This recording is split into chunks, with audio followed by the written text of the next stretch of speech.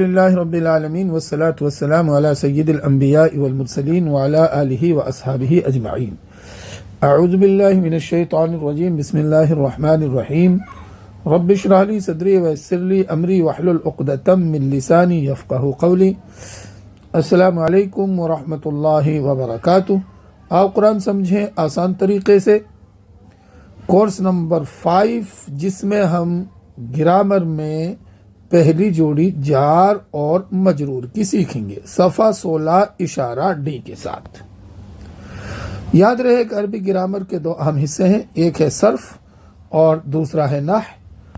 صرف کیا ہے؟ فعل کا مادہ ہے، جیسے فا عین لام.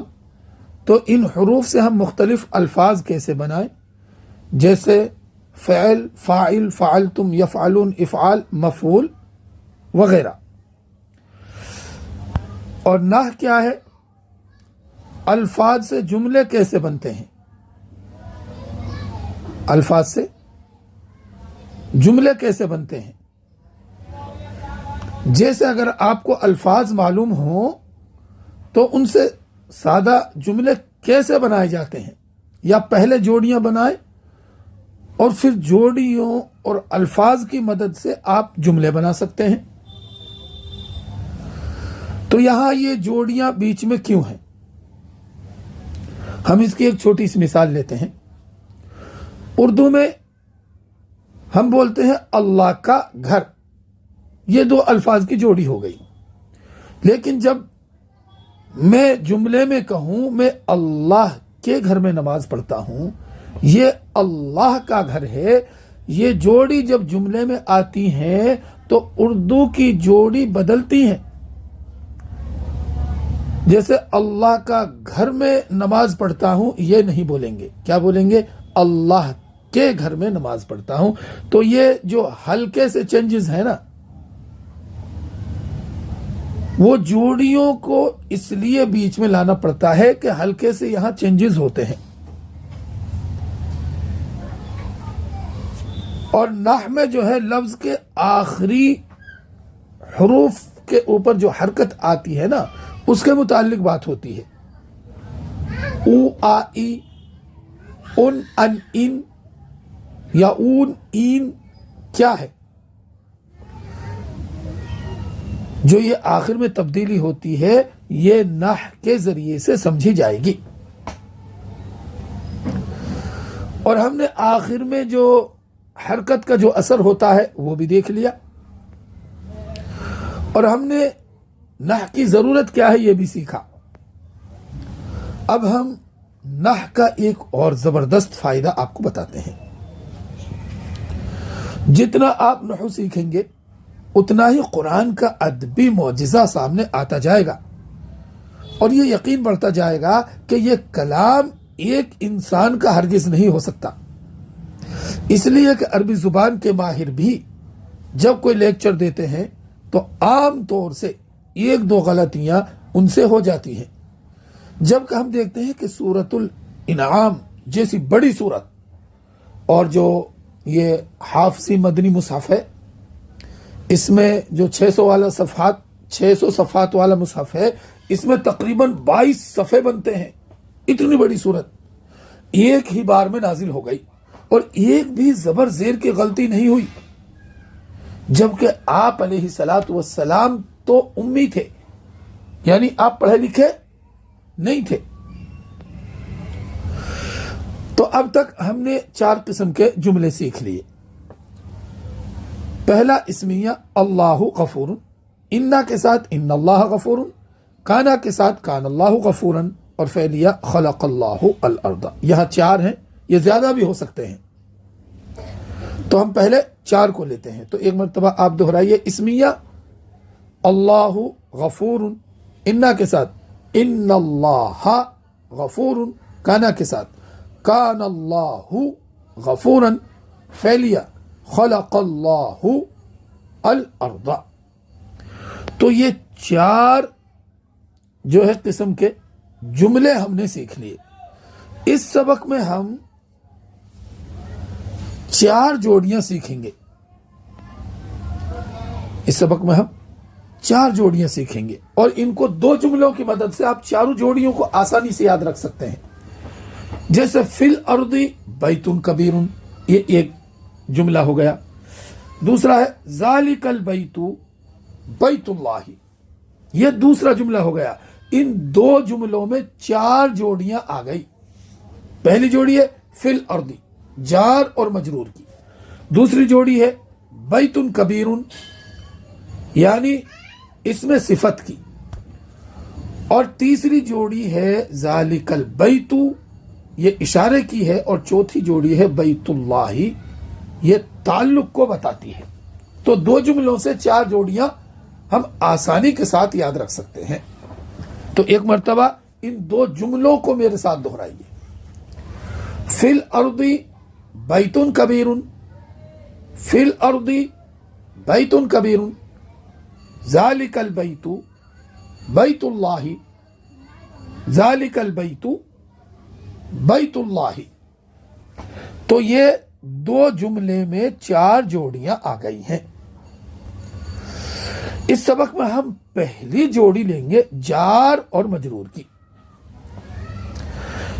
حروف جار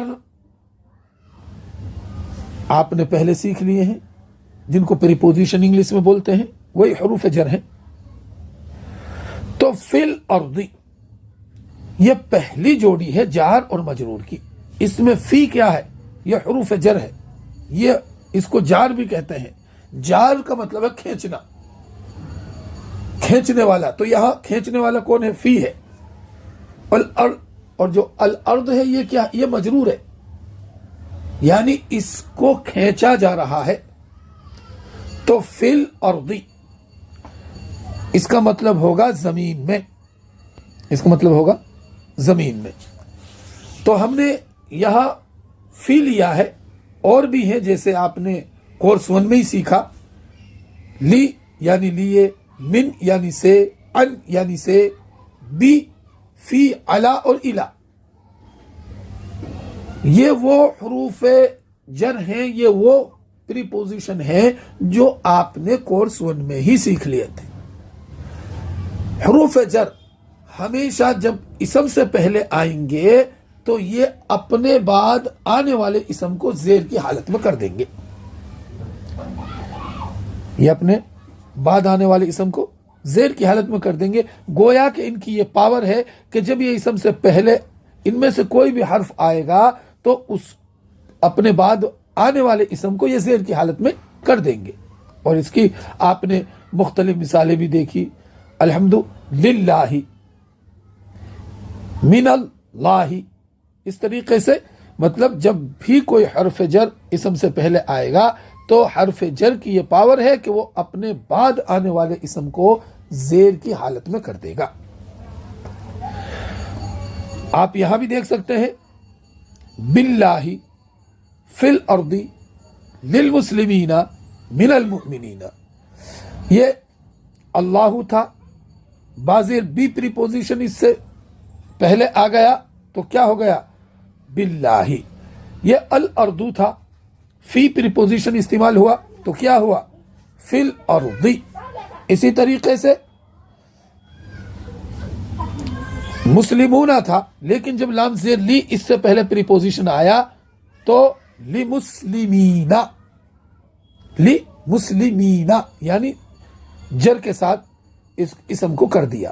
اور یہ یاد رہے کہ جب بھی حروف جر آئے اس کی جو جمع بنے گی، جیسے اب مسلم کی جمع مسلمون ہے، تو جب بھی حروف جر کے بعد جب اسم آئے گا تو وہ زیر کی حالت میں آئے گا اور اس کی جمع بنے گی یا نون کے ساتھ، لمسلمین. اسی طرح مؤمنون تھا لیکن من آیا تو من المؤمنین ہو گیا، یعنی اپنی حالت کو چینج کر دیا. یہ پریپوزیشن کی پاور ہے. بس اتنا آپ کو یاد رکھنا ہے. تو ایک مرتبہ ان 4 مثالوں کو آپ میرے ساتھ دہرائیے. باللہ فی الارض لمسلمین من المؤمنین. جی، تو ہم نے یہ بات بتائی تھی کہ اسم کی جو اصلی حالت ہوتی ہے وہ پیش کے ساتھ ہوتی ہے، یعنی کسی بھی الفاظ کی جو اصلی حالت ہوتی ہے وہ پیش کے ساتھ ہوتی ہے، جیسے مسلمن، اور اس پر اثر پڑے تو مسلمن، اور اگر جر کے بعد آیا تو مسلمین۔ تو یہاں یہ پتہ چلنا چاہیے ہم کو کہ جو اصلی حالت ہوتی ہے کسی بھی الفاظ کی وہ پیش کے ساتھ ہوتی ہے۔ اس پیش کی حالت کو عربی میں تو کہتے ہیں فاعلی حالت، اور انگلش میں کہیں گے اس کو سبجیکٹ کی حالت۔ تو کسی بھی الفاظ کی جو اصلی حالت ہوتی ہے وہ فاعلی حالت ہوتی ہے، سبجیکٹ کی حالت ہوتی ہے، اور اگر اس پر اثر پڑے گا یعنی وہ مفعول بن کر آئے گا تو پھر اس کے اوپر زبر آئیں گے، چاہے 2 زبر ہو یا 1 زبر ہو، جیسے مسلمن، اور حرف جر کے بعد آئے گا کوئی بھی اسم تو وہ زیر کی حالت میں آئے گا، جیسے مسلمین۔ تو اب بتائیے اصلی حالت مسلمن، اثر پڑے تو مسلمن، جر کے بعد مسلمین۔ اچھا، اب ہم لیتے ہیں ایک حرف یہاں لام زیر لی، اور اس کو جو ہے الفاظ سے پہلے جوڑ کر کے دیکھتے ہیں کہ الفاظ پہ اس کا کس طرح کا اثر پڑتا ہے۔ تو آپ دیکھیے مسلمن تھا، مسلمن لام زیر لی کے بعد آ جائے گا تو کیا ہوگا؟ لمسلمین، مؤمنون لمؤمنین ہو جائے گا، صالح لصالحین ہو جائے گا، ناصر لناصرین ہو جائے گا، صالح لصالحین ہو جائے گا۔ تو آپ مجھے بتائیے لام زیر لی کے بعد مسلمون آئے گا تو کیا ہوگا؟ لمسلمین، اور مؤمنون آئے گا لمؤمنین، صالحون آئے گا لصالحین، ناصرون آئے گا لناصرین۔ تو یہ کیا ہو گیا؟ یہ اپنے بعد آنے والے اسم کو اس نے زیر کی حالت میں کر دیا، اسم جو ہے مجرور ہو گیا، زیر کے ساتھ ہو گیا۔ جی، اب ہم الف لام کے ساتھ دیکھ لیتے ہیں۔ تو اصلی حالت کیا ہوگی؟ جب یہ بات بتائی گئی ہے کہ اگر تنوین اسم کے آخر میں حرف پر اگر تنوین آئے گا تو اس کے ساتھ الف لام نہیں آئے گا، اور اگر الف لام آئے گا تو پھر جو ہے اس کے آخری حرف پر تنوین نہیں آئے گا۔ تو اب المسلمون نہیں کہہ سکتے، اگر کہیں گے تو غلط ہے۔ اب کیا کہیں گے؟ المسلمو، اصلی حالت المسلمو، اثر پڑے تو المسلمہ، جر کے بعد المسلمی۔ تو بتائیے اصلی حالت کیا ہے؟ المسلمو، اثر پڑے تو المسلمہ، جر کے بعد المسلمی۔ اب ہم اس پر بھی ایک پریپوزیشن اس سے پہلے جوڑ کر دیکھتے ہیں کہ اس پر کیا اثر ہوگا۔ تو المسلمو سے پہلے لام زیر لی آئے تو کیا ہو جائے گا؟ للمسلمی۔ اب مسلمون نہیں ہوگا کیونکہ لام زیر لی آیا ہے، للمسلمی۔ المؤمنو کے بعد لام زیر لی سے، المؤمنو سے پہلے لام زیر لی آئے گا تو کیا ہو جائے گا؟ لمؤمنی، اور لام زیر لی کے بعد الصالح آئے گا تو کیا ہو جائے گا؟ للصالحی، اور لام زیر لی کے بعد الناصر آئے گا تو کیا ہو جائے گا؟ للناصری۔ تو ایک مرتبہ المسلمو سے للمسلمی، المؤمنو سے للمؤمنی، الصالح سے للصالحی، الناصر سے للناصری، اور یہاں لام ہے، کوئی دوسرا حرف بھی آ سکتا ہے جو حروف جر آپ نے سیکھے ہیں۔ اب ہم ایک اسم لیتے ہیں اللہ، کیا ہے یہ؟ اللہ۔ اب یہ اللہ جب اس سے پہلے پریپوزیشن ہوں گے، حروف جر آئیں گے، تو اس کو کس طرح سے تبدیلی کریں گے یہ ہم یہاں پریکٹس کرتے ہیں۔ تو بی کے بعد اللہ آئے گا تو کیا ہوگا؟ باللہ۔ لی کے بعد اللہ آئے گا تو کیا ہوگا؟ للہ۔ من کے بعد اللہ آئے گا تو کیا ہوگا؟ من اللہ۔ فی کے بعد اللہ آئے گا تو کیا ہوگا؟ فی اللہ.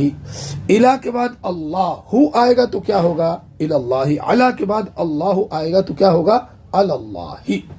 یعنی اپنے بعد آنے والے اسم کو زیر کی حالت میں کر دیں گے. بس اتنی بات یاد رکھنی ہے. تو اب آپ بتائیے اللہ بھی کے ساتھ کیا ہوگا؟ باللہ. لی کے ساتھ کیا ہوگا؟ للہ. من کے ساتھ کیا ہوگا؟ من اللہ.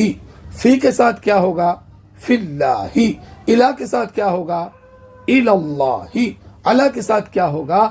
علی اللہ.